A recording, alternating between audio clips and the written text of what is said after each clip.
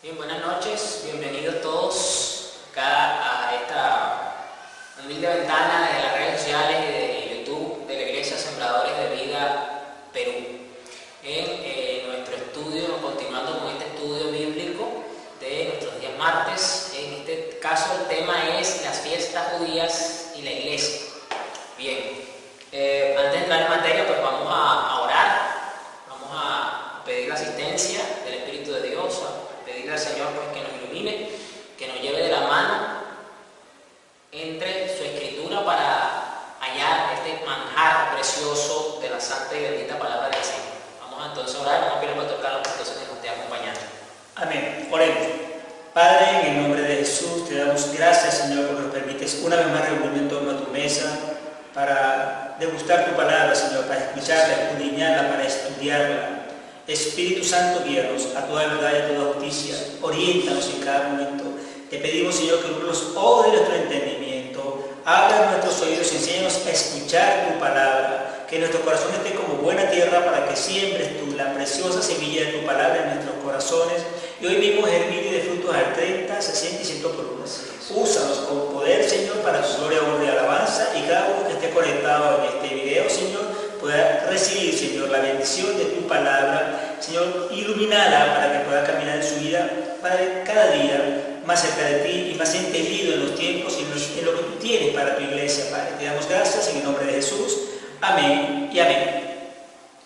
Bien, hemos comenzado este estudio prácticamente de la mano con la semana de la Pascua o del Pesaj. Y ya pues pasamos la primera fiesta, que es la fiesta de la Pascua, en la que hemos visto pues cómo cada una de estas fiestas tiene una particularidad, en que todas son en relación a la agricultura. Recuerden que Israel de por sí es una nación agrícola, de crianza de animales para el consumo humano también, entonces pues Dios aprovechó de eso para darles las diferentes celebraciones y por eso cada una de ellas tiene elementos naturales propios de la agricultura. Entonces vimos la Pascua, en este caso era la crianza de un cordero, y hemos visto no solamente la enseñanza, el principio, la verdad espiritual para la iglesia, sino el anuncio profético que cada una de estas fiestas tiene, que es su principal punto, porque toda la escritura apunta a Cristo, a nuestro Dios, a nuestro Salvador, a nuestro Señor Jesucristo. Vimos los panes sin levadura, la implicación que esto tiene, todos estos mensajes anteriores usted lo encuentra en nuestro canal de YouTube, usted puede entrar con toda libertad y ahí lo va a encontrar. Y vimos pues que no se puede comer del cordero, no se puede participar del cordero, tener comunión en el cordero y al mismo tiempo comer el pan con levadura, tener levadura en nuestra vida. Más bien se nos exhorta, se nos anima y se nos enseña a echar fuera la levadura, que es el pecado, la hipocresía, la maldad, para poder comer el pan de vida que es Cristo Jesús. Y bueno, hoy vamos a ver entonces lo que son las fiestas, la tercera fiesta de primavera, porque ocurre pues en ese periodo de clima, de tiempo, como usted lo quiera ver, es la fiesta de las primicias, que tiene, como acá lo vemos en la pantalla, en la pizarra, anuncia y señala otro suceso en la vida de Cristo mismo, que es su resurrección. ¿Okay? Un evento importantísimo que sella y le da sentido a nuestra fe como tal. Así que ven, vamos a partir desde el texto base, que es Levítico 23, que ya lo hemos estado mirando, porque ahí es donde está regulado todo lo que es de parte de Dios el esquema de las fiestas. ¿Okay? Dios le da instrucciones precisas a Moisés. Y ahí pues leemos a partir del versículo 9, que es donde anuncia estas fiestas. Hasta el 14. Hasta el 14. Estamos usando dos versiones. Yo leo la Reina Valera 1960 y el pastor Jimmy lee la Nueva Traducción Viviente. Leemos Levítico 23, versículo 9 al 14. Y habló Jehová a Moisés diciendo: habla a los hijos de Israel y diles: cuando hayáis entrado en la tierra que yo os doy y seguéis su mies, traeréis al sacerdote una gavilla por primicia de los primeros frutos de vuestra siega. Y el sacerdote mecerá la gavilla delante de Jehová para que seáis aceptos. El día siguiente del día de reposo la mecerá. Y el día que ofrezcáis la gavilla, ofreceréis un cordero de un año sin defecto en holocausto a Jehová. Su ofrenda será 2/10 de efa de flor de harina amasada con aceite, ofrenda encendida a Jehová en olor gratísimo, y su libación será de vino, la 1/4 parte de un hino. Vamos al versículo 14. No comeréis pan, ni grano tostado, ni espiga fresca hasta ese mismo día, hasta que hayáis ofrecido la ofrenda de vuestro Dios. Estatuto perpetuo es por vuestras edades en donde quiera que habitéis.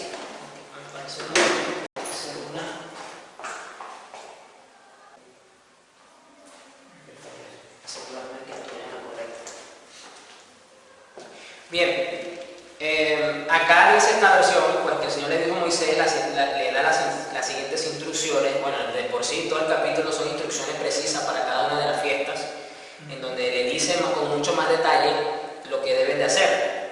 Cuando entres en la tierra que te doy y recojas la primera cosecha, lleva al sacerdote el primer manojo de tu primera cosecha de grano.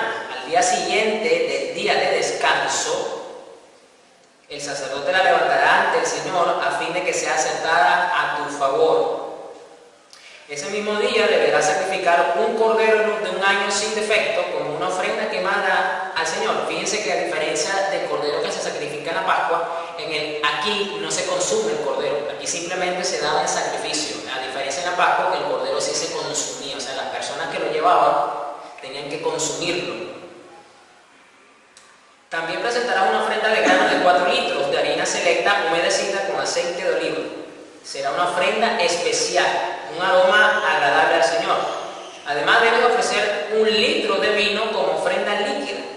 No comas pan ni grano tostado o fresco antes de llevar la ofrenda a tu Dios. Esta es una ley perpetua para ti que se cumplirá de generación en generación donde quieras que viva. Una vez más, el Señor instruye, es específico, con que la generación de judíos son los que debían de cumplir con este mandamiento. Dice de generación en generación. Y esa es la razón de por qué, aunque hoy día Dios en su misericordia y su gracia haga que algunos judíos vean a Cristo como su Señor y como su Salvador, ellos aún practican las ceremonias o las fiestas solemnes, como también se le dice, de las fiestas. ¿Por qué? Porque el hecho de que ellos vengan a Cristo no les anula los mandamientos, no les anula las exigencias dadas por Dios ya establecidas para el pueblo de Israel. O sea, eso es algo perpetuo. O sea, aquí lo dice estatuto perpetuo, allá lo dice de generación en generación. Que se cumplirá de generación en generación donde quiera que viva. Por eso que a lo largo del mundo, donde hay una familia hebrea, donde hay una familia judía, ellos cumplen y se reúnen los estatutos. En este caso ellos celebran cada una de estas fiestas. Si tienen comunidades más amplias, pues me imagino que se reunirán y harán pues estas diferentes ceremonias. Por eso dice donde quiera que vivas. O sea, no es que porque eres judío, entonces si no estás viviendo dentro de Israel, entonces no las cumple. No, Dios hasta en eso le dio mandamiento preciso y detallado. Bien, en el versículo 11 del mismo Levítico 23 dice: al día siguiente del día de descanso, el sacerdote la levantará ante el Señor a fin de que sea aceptada a tu favor. O sea, aparte del ritual, era llevar la primicia ante el sacerdote de turno, y el sacerdote de turno debía de levantarla como un ofrecimiento. Voy a poner el ejemplo más sencillo que se me viene a la mente, coloquial, cultural, que es cuando usted ve la película Rey León y presentan a Simba y el mono levanta a Simba para que todos los animales lo vean en reconocimiento de que lo está levantando, que este es el próximo rey de ustedes. Entonces, usando la misma escena, el sacerdote debía levantar la primicia en reconocimiento de que primero que estaba cumpliendo la persona correctamente como el Dios se lo había exigido, y entonces el sacerdote lo presentaba ante Dios para que fuese entonces recibida por el Señor. Bien, en el versículo 14 dice que no comas pan ni grano tostado fresco antes de llevar la ofrenda a tu Dios. Esta es una ley perpetua. Voy a hacer un comentario acá, déjame ubicar mis notas.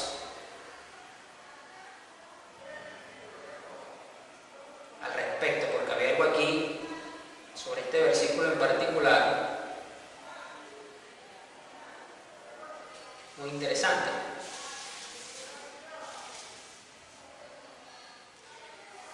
Las primicias, son los primeros frutos, se presentaban en ofrenda a Dios durante la fiesta, hasta el día en que la primera gavilla de la nueva cosecha era llevada al santuario y mecida, levantada delante de Dios, en agradecimiento por la bendición de la nueva cosecha, no se podía comer de la misma.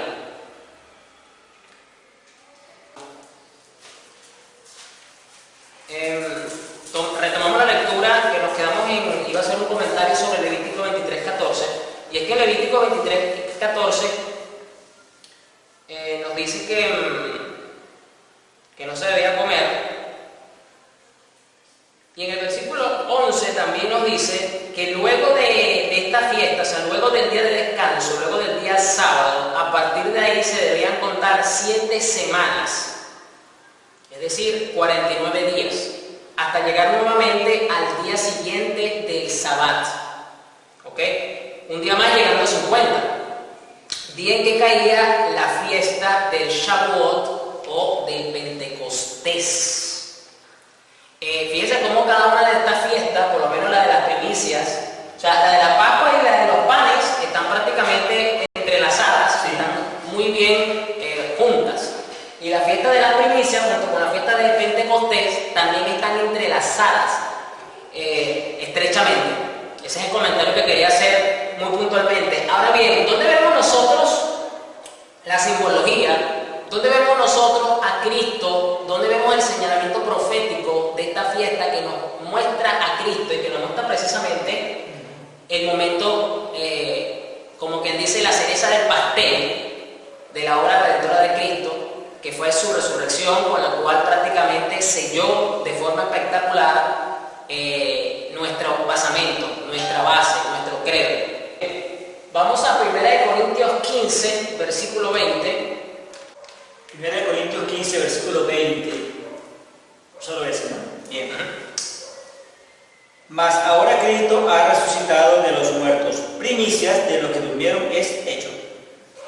Pablo, les explico rápidamente. Pablo se está lanzando un capítulo donde precisamente le está confirmando a la iglesia de Corintios y los está fundamentando en que los muertos sí resucitan. Es decir, había una diatriba, había una polémica alrededor de la iglesia de Corinto de ciertas personas pues allegadas que estaban causando estragos doctrinales. Entre eso era que supuestamente los muertos no resucitan. Y el apóstol Pablo entonces prácticamente todo el capítulo 15, que esto ya lo hemos visto anteriormente, donde expusimos una pregunta doctrinal, donde si supuestamente es bíblico y es correcto que los miembros de la iglesia cristiana se bauticen por los muertos, en este caso de creyentes que a lo mejor por X razones en vida no alcanzaron a bajar a las aguas, y entonces pues era válido porque había un verso precisamente aquí en 1 Corintios 15 donde supuestamente Pablo dice de qué vale entonces que los que se bautizan por los muertos y supuestamente los muertos no resucitan. Y ahí vimos pues que realmente Pablo no estaba autorizando dicha práctica, no la estaba tampoco recomendando ni mucho menos, sino que estaba haciendo una mención a un grupo ajeno al cristianismo, ajeno a la fe creyente, que precisamente tenía esa práctica. Y lo que le estaba diciendo a la iglesia de Corinto es, o sea, si los muertos no resucitan, hasta estos paganos, hasta estos impíos, hasta estos inconversos, están teniendo una práctica inútil, porque ellos lo hacen porque ellos creen en la resurrección de los muertos. Entonces, ¿cómo nosotros los creyentes no vamos a creer que los muertos resucitan, empezando porque Cristo mismo resucitó? Ese es el contexto general del capítulo 15. En el versículo 20, propiamente, Pablo hace una afirmación donde nos deja ver el cumplimiento profético y el señalamiento de esta fiesta en relación a Cristo.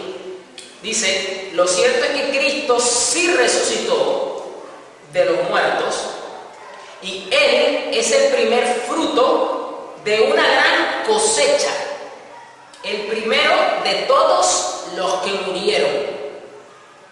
¿Cómo lo dices otra vez esa versión? Mas ahora Cristo ha resucitado de los muertos. Primicias de los que durmieron es hecho. Usa el término primicia. La primicia, es decir, lo vimos en Levítico 23, que las personas el primer fruto. Debían tomarlo y llevarlo al sacerdocio para que se fuese presentado a Dios. El concepto de lo primero, la primicia, lo primero. El primero. Entonces, de esta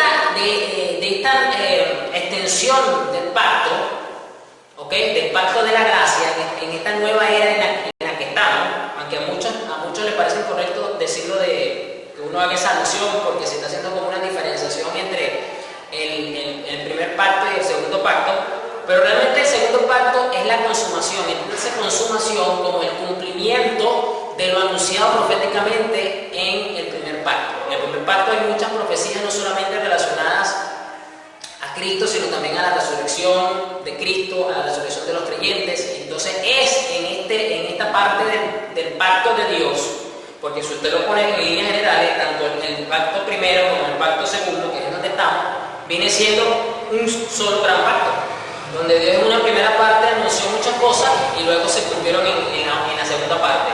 Así es. Lo podemos ver también de esa forma. Pues aquí el apóstol Pablo le dice a los corintios que Cristo es la primicia de los que resucitaron. Por eso que la fiesta de las primicias señala la resurrección de Cristo, porque fue el primero en esta consumación perfecta, en esta planificación antes de todas las cosas del plan de redención, que Cristo debía ser el primero, que Cristo debía ser. Y ojo, hay un pasaje interesante que creo que lo vamos a ver en Mateo 27. Como dice acá el pastor, es primicia de los que durmieron, no los que murieron, sino los que durmieron. Antes de eso morían, a partir de Cristo duermen. Les explico para los que no entienden cuál es la diferencia, ¿okay? Más que todo para los que puedan ser nuevos creyentes en la fe. Ajá. Y no entiendan por qué se les dice dormir y no morir, sino que recuerde que es una forma alegórica de que cuando usted duerme, los que están dormidos parece que estuviesen muertos. ¿Por qué? Porque están inoperativos, pero están vivos, ¿ok? Y algo los despierta y vuelven otra vez a la actividad. Entonces, el que está muerto en Cristo realmente no está muerto, sino que duerme. Es una forma simbólica. ¿Por qué? Porque el morir en Cristo es estar vivo en Cristo. Amén. ¿Ok? Entonces, y cuando ya Cristo venga, que llame, dice Pablo, que los muertos en Cristo resucitarán primero. Entonces, Pablo mismo dice, es como que si estuviesen dormidos. Entonces Pablo dice, es que los cristianos no mueren, sino duermen. El que está fuera de Cristo, dice sí muere. Así es. Completamente. Por eso él juega con esas palabras para que podamos entender lo que ocurre con el creyente luego pues de que se le finaliza su tiempo en esta etapa de la vida. Que antes de Cristo todos murieron. Después de Cristo todos duermen. Exactamente. Lo que mueren en Cristo, quiero decir. Por eso, aunque no lo tenía en las notas, pero el versículo 21 dice, así que ya ven, tal como la muerte entró en el mundo por medio de un hombre, ahora la resurrección de los muertos ha comenzado por medio de otro hombre. Y precisamente lo desarrolla también el versículo 22, así como todos mueren porque todos pertenecemos a Adán, todos los que pertenecen a Cristo recibirán vida nueva.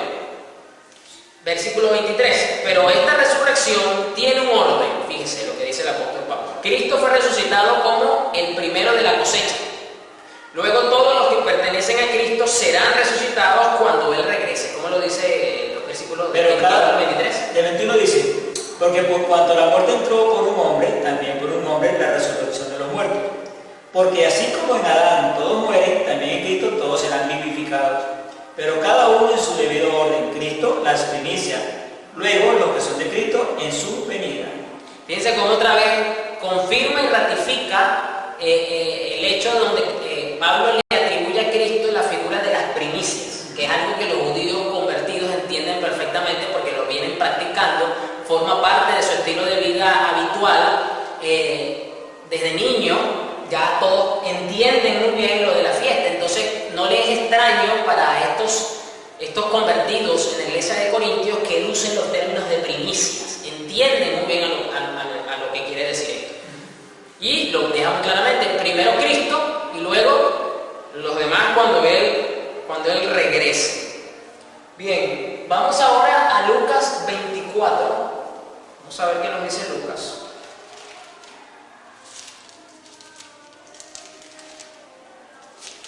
24.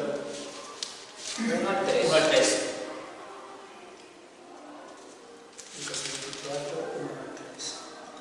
Lucas 24, versículos 1 al 3. El primer día de la semana, muy de mañana, vinieron al sepulcro trayendo las especias aromáticas que habían preparado y algunas otras mujeres con ellas. Y hallaron removida la piedra del sepulcro. Entrando, no hallaron el cuerpo del Señor Jesús. No hallaron el cuerpo del Señor Jesús. ¿Por qué? Porque Él ha resucitado. Pero vamos a leerlo, lo voy a extender hasta el versículo 7. 7, ok. Seguimos entonces. Versículo 4. Aconteció que estando ellas perplejas por esto, aquí se pararon junto a ellas dos varones con vestiduras resplandecientes. Y como tuvieron temor y bajaron el rostro a tierra, les dijeron: ¿por qué buscáis entre los muertos al que vive? No está aquí, sino que ha resucitado. Acordado de lo que os habló cuando aún estaba en Galilea, diciendo: es necesario que el Hijo del Hombre sea entregado en manos de hombres pecadores, que sea crucificado y resucite al tercer día.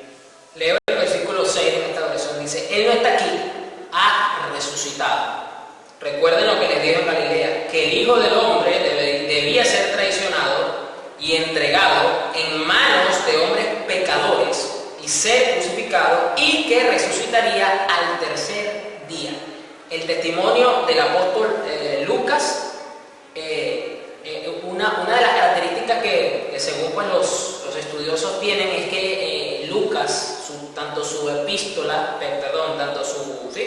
del libro de los Hechos, la escribió el apóstol Lucas, como su evangelio, él fue muy meticuloso porque se valió pues de los métodos investigativos que la época le permitían para escribir todas estas cosas. Y recuerden que él está escribiendo estas cosas, lo dice creo que en Hechos 1 o aquí mismo en Lucas 1, le está escribiendo le está narrando estos sucesos a otra persona, es decir, él tenía que ser fiel en narrarle a la otra persona estas cosas. Y aquí vemos entonces cómo las mujeres fueron las primeras estas mujeres en recibir el testimonio de la resurrección de Cristo, de recibir ¿qué? Las primicias, la noticia de la primicia que había resucitado.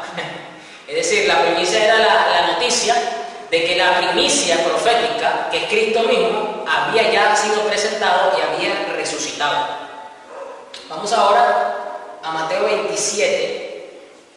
Vamos a ver qué nos dice ahora Mateo. Versículo 52 al 53. Bien, Mateo 27, 52, 53. Y se abrieron los sepulcros, y muchos cuerpos de santos que habían dormido se levantaron. Y saliendo de los sepulcros, después de la resurrección de él, vinieron a la santa ciudad y aparecieron a muchos. Aquí vemos cómo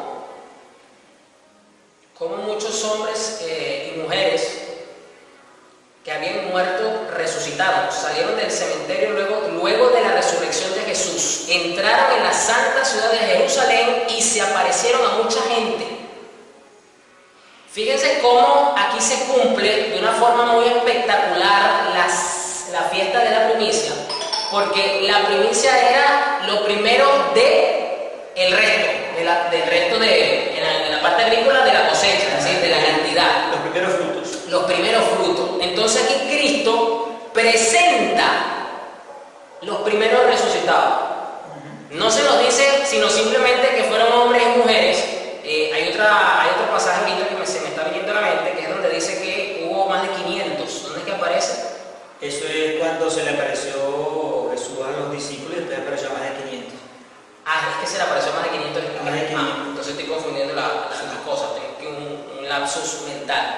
Pero lo que vemos acá es que luego que Jesús resucitó, dicen que esta gente también resucitaron y que al igual que Jesús, que se le apareció a sus discípulos por más de 40 días para que ellos vieran que él había resucitado, estas personas no es que simplemente fueron un fantasma, es que a mí se me apareció ver a fulano por allí, yo como que vi un espíritu, yo como que vi un fantasma. No, esta gente también resucitó. Ahora viene la pregunta: ¿qué habrá pasado con esta gente después? Porque Cristo dice la palabra. Tengo la cita en 1 Corintios 15, 6. Dice: después apareció a más de 500 hermanos a la vez, de los cuales muchos viven aún y otros ya duermen. Ya O sea, no, o sea, era otra. sí, otra idea, mezclé las ideas, pero igualito pues no está de más el que quiera tener la nota presente allí. Ok, 1 Corintios 15:6. ¿Qué habrá pasado con esta gente que resucitó? Que aquí dice que cuando Cristo resucitó, esta gente también resucitaron, que se abrieron las tumbas, los cuerpos de muchos hombres y mujeres justos que habían muerto resucitaron. ¿Qué habrá pasado con esta gente? ¿Esta gente habrá muerto luego? ¿Es posible? Los que resucitaron. Sí. O el Señor se lo llevó. También es posible. Es posible que ellos se hayan, obviamente sí, porque de hecho en el Apocalipsis hay una parte que dice los que resucitaron. Entonces es interesante porque O sea, Cristo, es bueno profundizar en esa parte. Cristo se presentó a sí mismo como la primicia, como ya se lo dijo el mismo apóstol Pablo, y dice que junto con él los que resucitaron.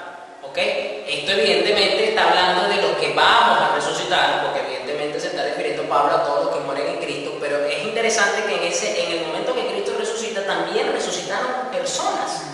O sea, como se cumple perfectamente, proféticamente el anuncio de que Cristo tenía que resucitar el tercer día porque Él era la primicia.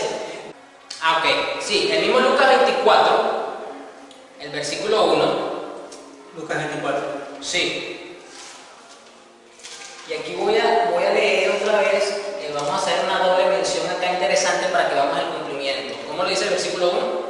El primer día de la semana, muy de mañana, vinieron al sepulcro trayendo las especias aromáticas que habían preparado y algunas otras mujeres con ellas. Ok, las mujeres fueron después del día sábado. ¿Por qué? Porque recordemos que en el Evangelio de Juan nos dice que los fariseos le pidieron a Pilato que no dejara los cuerpos colgados porque al día siguiente de la crucifixión era sábado y era un día solemne para la nación judía. Por eso es que el amigo José de Arimatea, que era una persona de la alta alcurnia, por decirlo de una forma, que aprovechó de sus influencias, y le pidió el cuerpo de Jesús para que se lo entregase. Y entonces lo colocaron allí en el sepulcro que estaba cercano, porque ya venía la hora, es decir, ya se estaba comenzando el momento de iniciar el día sábado, es decir, Jesús muere, ¿ok? Y ya recuerden que para el calendario hebreo es lunar y no es solar, entonces ya al caer el sol comenzaba el día de descanso y por eso quitan el cuerpo de Jesús. ¿Qué dice? Vamos otra vez a Levítico 23, porque hay un detalle. Y Jesucristo dijo que Él no vino a abolir la ley, sino Él vino a cumplirla, porque tiene que darle cumplimiento perfecto a todo. 23. 23, creo que es el 11, a ver. Sí. Al día siguiente del día de descanso, el sacerdote la levantará ante el Señor a fin de que sea aceptada a su favor. Es decir, que sea aceptada, perdón, a tu favor. Dice al día siguiente del día de descanso. Lo dice claramente el versículo 11. Así le decía, el sacerdote mecerá la gavilla delante de Jehová para que seáis aceptos el día siguiente y el día de reposo. ¿Y qué dice Lucas 24? Yo voy a leer ahora esta traducción. El primer día de la semana, muy de mañana. El primer día de la semana, muy de mañana. Exacto. Esta versión dice, el domingo muy temprano por la mañana. Porque para ellos el primer día de la semana es el domingo, que es luego del sábado. Si estamos tomando en cuenta el calendario hebreo, que dice que el día después del sábado ellos tenían que presentar la primicia, entonces estamos hablando que Cristo resucitó el día después del sábado, que es cuando se presenta la primicia. ¿Qué es qué? Cuando resucita. El primer día de la semana. Entonces miren cómo hasta en este detalle se nos guarda, aunque hay muchos sectores que no están de acuerdo y que buscan precisamente justificar el día sábado, precisamente hasta inclusive tratando de demostrar que Cristo resucitó fue un sábado, que no resucitó fue un domingo, hasta en eso cae. Pero esta es la razón realmente del por qué la iglesia se reúne los domingos.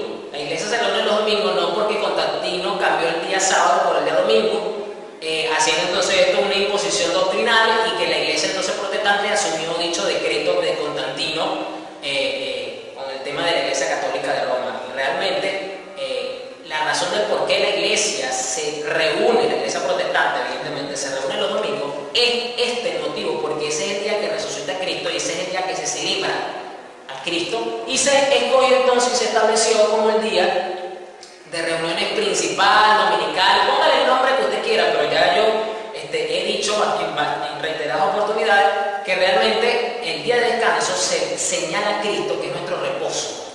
Ahí reposamos en nuestra alma, reposamos en todo el sentido de la palabra. Entonces, no guardamos un sábado, guardamos todos los días, porque todos los días honramos a Cristo. Y esta es la razón. Entonces, fíjense cómo en la práctica de la celebración se nos dice que un día después del descanso había que presentar las primicias. Un día después del día sábado, Cristo resucita, presentando al Padre las primicias, presentándose Él como la primicia de la resurrección, como lo dijo Pablo en el primero Cristo, y luego los que resucitan. Y curiosamente, es un dato curioso, profético, revelador, porque Cristo también presenta en el día que Él resucita un grupo de hombres y mujeres que también resucitaron. Entonces, esas son, fíjense lo que voy a decir ahora, esas son las primicias de Cristo, porque Él propiamente es la primicia de la resurrección, y Él mismo lo dijo: yo soy la resurrección y la vida. Y a su vez que Él mismo resucita, Él no resucita solo, Él saca a justos, hombres y mujeres, y esa es su primicia delante del Padre, cumplimiento de esto, de lo que venía, de lo que viene cuando Cristo vuelva a venir por su pueblo, y los muertos en Cristo resucitarán primero, siendo una gran cosecha de resurrección. Eso va a ser algo apoteósico, espectacular, espeluznante para muchos. Me imagino, porque van a ver, ¿no? O sea, estoy tratando de explicarle una nube enorme, inmensa, de seres flotando, reunidos con otro que brilla, como el sol mismo, y que en un abrir y cerrar de ojos están y después no los ves. Eso va a generar todo tipo de sentimientos y de emociones en las personas que van a ver ese momento. O sea, por eso lo digo, que eso va a ser algo que va a estremecer los corazones de muchos. Impresionante ver esa gran cosecha, porque se va a cumplir, los muertos en Cristo resucitarán primero. Y esto me habla a mí de que no solamente los que están en las tumbas, porque recuerden que hay hermanos que a lo mejor murieron en el mar, también por diferentes razones. Es decir, donde hay un cristiano enterrado, donde esté su cuerpo enterrado, de ahí se va a levantar. Tremendo. Vamos ahora, Romanos 8, versículo 18.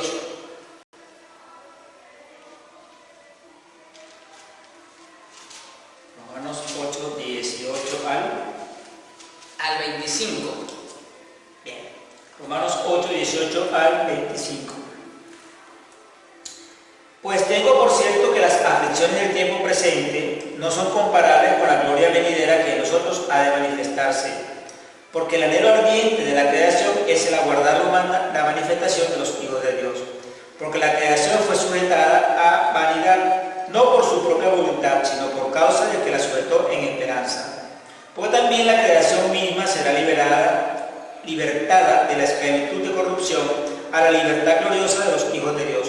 Porque sabemos que toda la creación gime a una y aún está con dolores de parto hasta ahora. Y no solo ella, sino que también nosotros mismos, que tenemos las primicias del Espíritu, nosotros también gemimos dentro de nosotros mismos, esperando la adopción, la redención de nuestro cuerpo.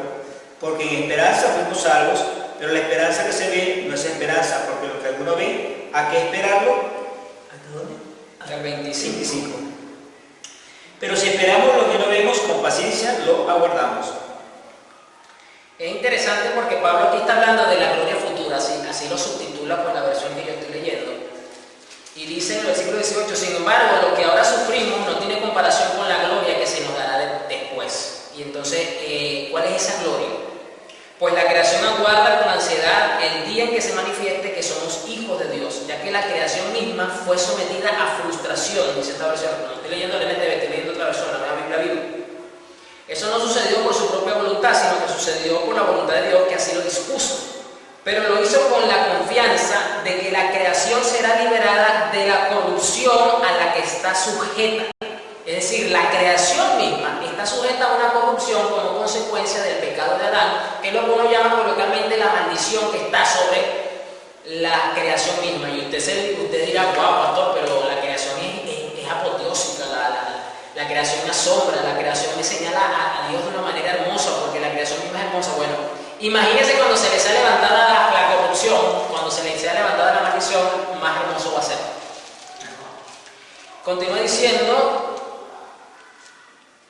así compartirá la gloriosa libertad de los hijos de Dios. Es decir, los hijos de Dios ya estamos libres, porque hemos visto que en Cristo somos libres del poder del pecado, ¿ok? Y ya no servimos en nuestros miembros al pecado, lo dice Pablo en Romanos 7, por ejemplo. Pero dice acá que hay otra corrupción que es propia de la muerte, ¿ok? ¿Por qué? Porque la paga del pecado es la muerte.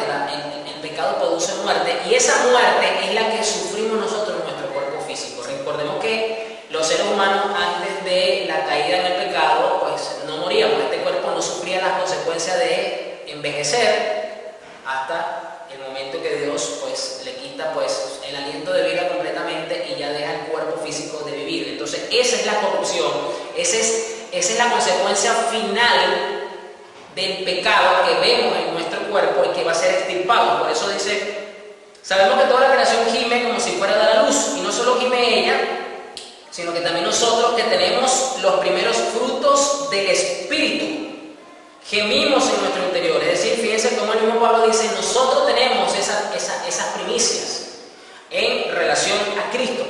Esperamos ansiosamente el día de nuestra adopción, es decir, el día cuando nuestros cuerpos sean liberados. Por eso que la resurrección de los muertos, es decir, la resurrección de nuestro cuerpo físico, es la liberación, es el proceso final de la redención que tenemos en Cristo Jesús. ¿Por qué? Porque la consecuencia final, que es física, que es en nuestro cuerpo, va a ser quitada completamente. Es decir, ya esa consecuencia no va a estar. Este cuerpo que usted tiene, no es que Dios a usted le va a dar otro cuerpo y le va a dar un cuerpo catire o azul. No. El cuerpo que usted tiene es el que usted va a mantener, solo que va a ser perfecto, va a ser glorificado, sin vestigio de debilitamiento, de venirse a menos. Es decir, no vamos a sufrir el envejecimiento nuevamente y como consecuencia final la muerte física. Eso va a ser quitado, y esa es la liberación. Quería preguntarte algo. Adelante. Que cuando hablaste hace un momento de la maldición de la tierra, exactamente lo habló en el libro de Romanos, en el Génesis capítulo 3, versículo 17, dice que el hombre dijo: por cuanto obedeciste a la voz de tu mujer y comiste el árbol de que te mandé diciendo no comerás de él, se viene la parte: maldita será la tierra por tu causa, cuando no comerás de ella todos los días de tu vida.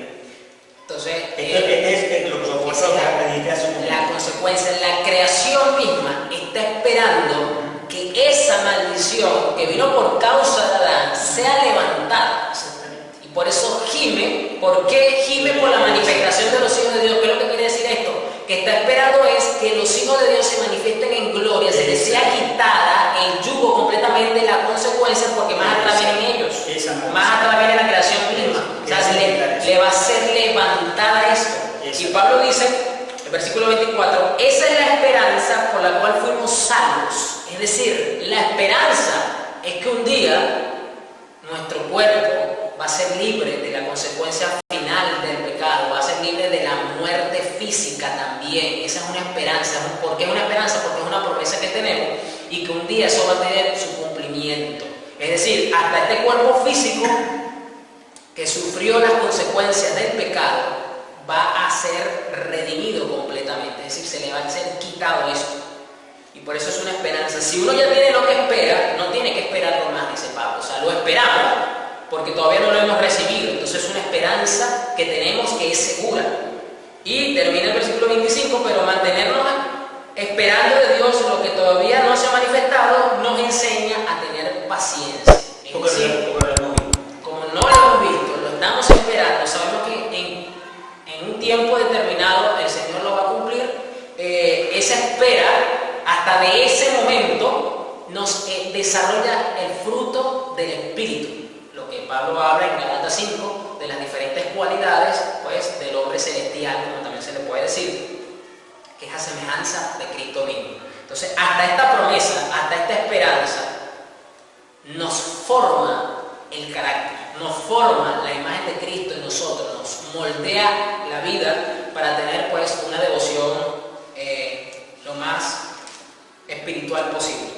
Bien, y terminamos con Romanos 11:16 también. Romanos 11:16. Si las primicias son santas, también lo es la masa restante, y si la raíz es santa, también lo son las ramas. Aquí dice en esta versión: cuando se consagra la parte de la masa que se le va a dar a Dios como primeros frutos, se consagra toda la masa. Si la raíz de un árbol es santa, las ramas lo son también. Pablo está haciendo una alegoría porque está hablando del pueblo de Israel, precisamente de cuando el olivo silvestre es injertado en el olivo nuevo. Ese es el contexto en el que Pablo está hablando de esto.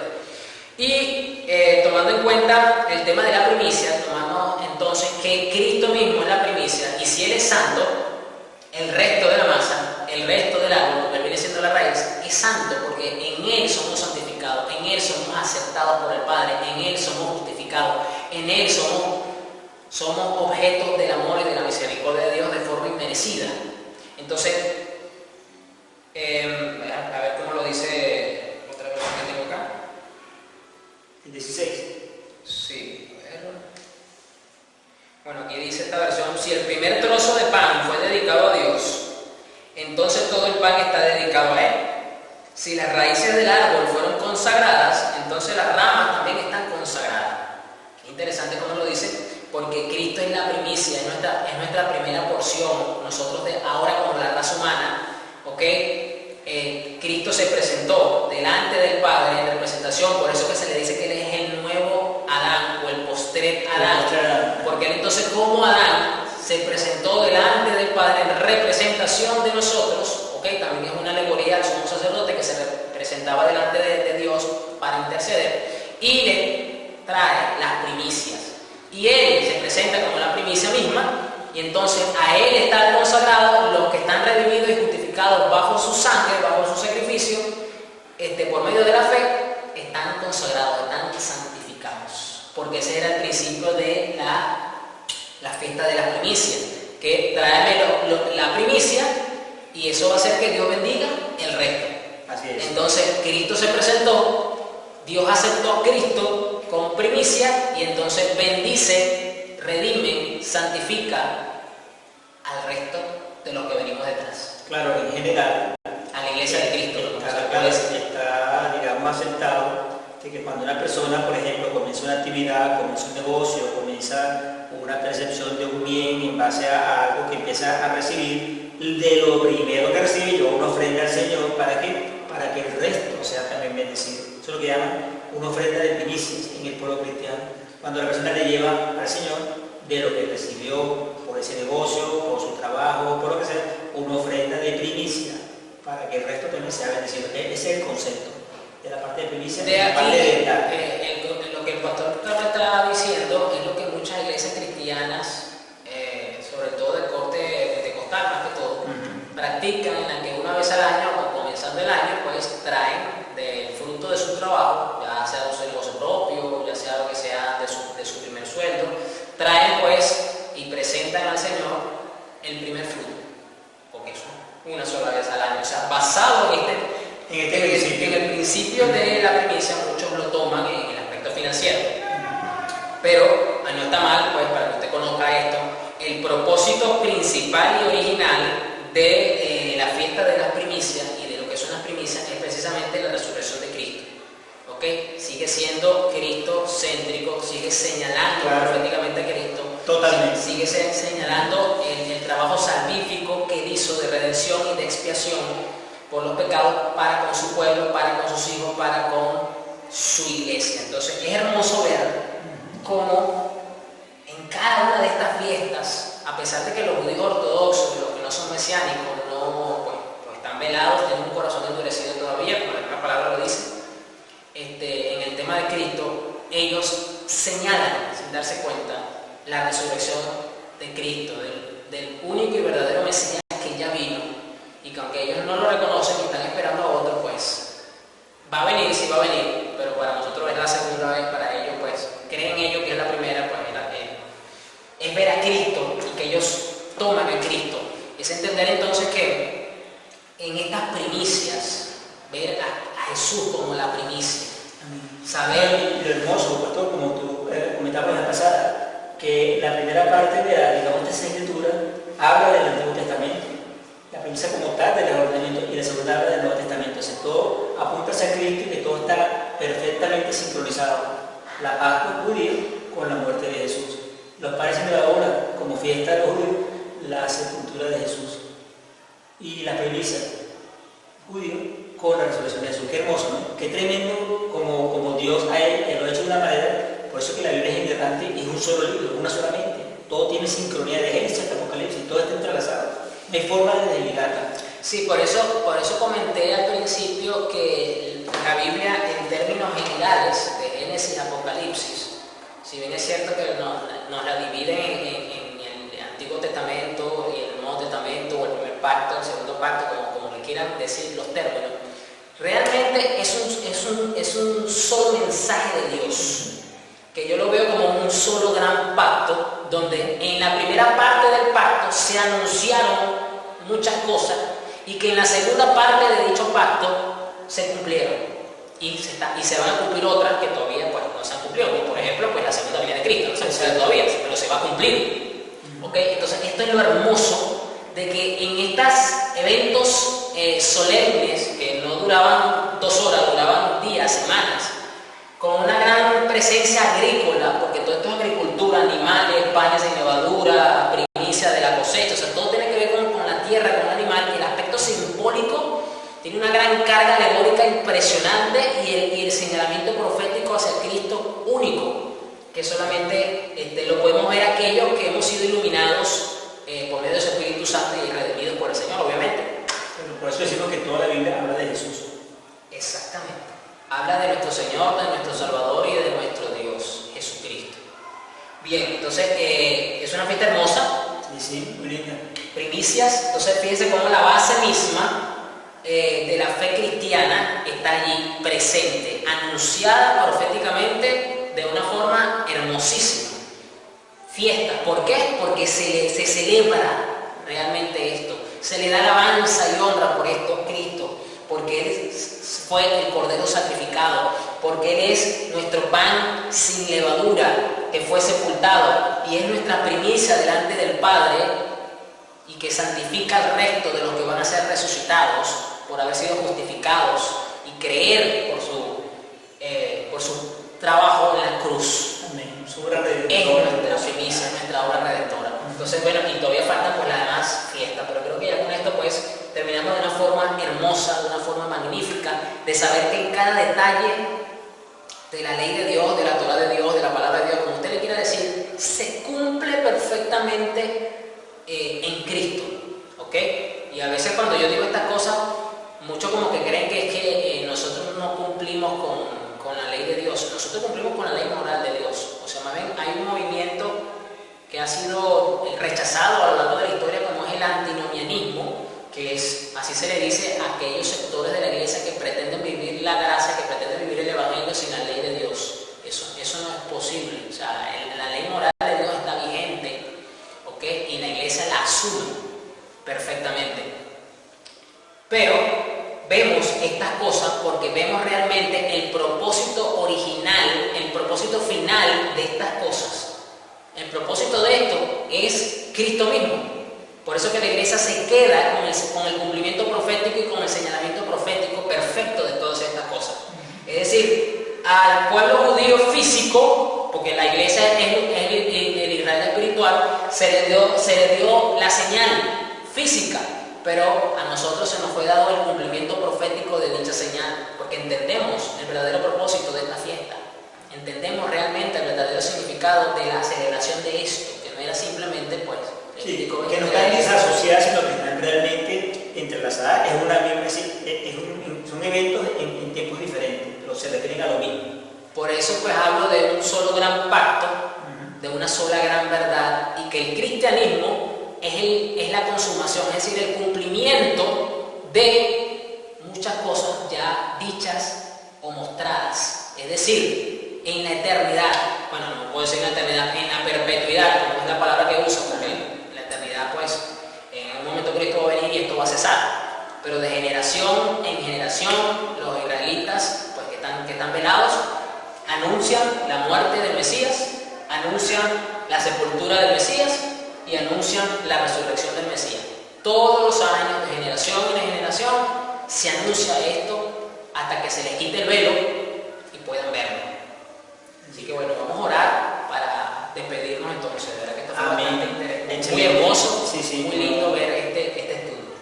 Como no, de verdad que cada día que hacemos el estudio, pues, digamos que afirmamos lo hermoso de la palabra de Dios, lo que es escudriñarla y todo como contiene, porque se puede decir muy fácilmente lo que tú hablas de Cristo, pero demostrarlo, o sea, digamos, hacerlo tangible, palpable, que realmente sea verificable, es algo que te emociona. Por lo menos a los que amamos la palabra, como todos cristianos debemos amar la palabra, pero escudriñarla, profundizar, como dices tú, sumergirse hasta el fondo, es algo hermoso. O sea, conocer esto, porque esto nos da una libertad específica y tú puedes ser libre a otras personas al explicárselo. Lo entendiste tú, lo aprendiste, enseñarlo a otros. Esa es parte de todo esto, ¿no? Sí, afianzar nuestra fe de por qué creemos en lo que creemos. Exactamente.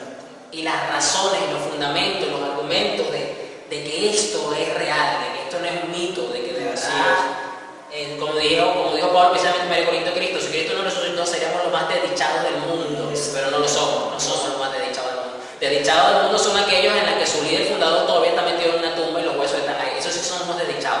Pero el cristianismo no comparte ese luto, esa desdicha, porque ha resucitado. Se sustenta, gravita en la resurrección de Cristo entre los muertos. Ese es el principio. Oramos entonces para despedir el servicio. Padre, gracias. Señor, muchísimas gracias de verdad por este hermoso momento de estudio de tu santa palabra con la fiesta de las primicias. Gracias, Señor, por mostrarnos tus sagradas escrituras, por abrirnos el entendimiento, por iluminarnos nuestro criterio, el entendimiento para saber, para entender, para discernir, para aprender, Señor, para que nuestro corazón se nutra de tanta hermosura de tu palabra. Gracias por este privilegio y honor, Señor, de poder hablar tu santa palabra y entenderla, Señor. Que cada uno de los que pueda ver este video pueda tener la misma percepción en su corazón de la hermosura de tu palabra y puedan disfrutar como un manjar, un banquete cada vez que nos reunimos en torno a tu mesa. Gracias, Espíritu Santo, por guiarnos a toda verdad y a toda justicia. Y gracias, Jesucristo, porque eres la primicia, Señor, para todos nosotros. Gracias, Señor Jesús, por haberlo logrado por el Calvario. Te bendecimos y te damos toda la gloria, Padre, a ti, Jesús, a ti, Espíritu Santo. Gracias, y gracias, Señor.